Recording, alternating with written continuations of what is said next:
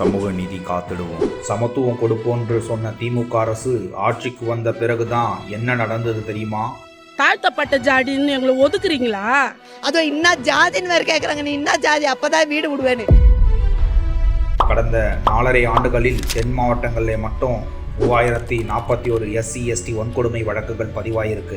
அதில் மதுரையில் மட்டும் 514 வழக்குகள், தேனி மாவட்டத்தில் 465 வழக்குகள், புதுக்கோட்டையில் 440 வழக்குகள், திண்டுக்கல் 364 வழக்குகள், சிவகங்கை மாவட்டத்தில் 327 வழக்குகள், நெல்லை மாவட்டத்தில் 309 வழக்குகள், தூத்துக்குடி மாவட்டத்தில் 284 வழக்குகள், ராமநாதபுரம் மாவட்டத்தில் 257 வழக்குகள், கன்னியாகுமரி மாவட்டத்தில் 81 வழக்குகள் என இத்தனை பேருக்கும் நீதி கிடைக்காம வழக்குகள் வெறும் காகிதத்தில் மட்டும்தான் நிற்குது. சமத்துவம் பேசும் திமுக ஆட்சியில் தான் ஒடுக்கப்பட்டவர்களுக்கு மீதான வன்முறை அதிகமாக நடக்குது.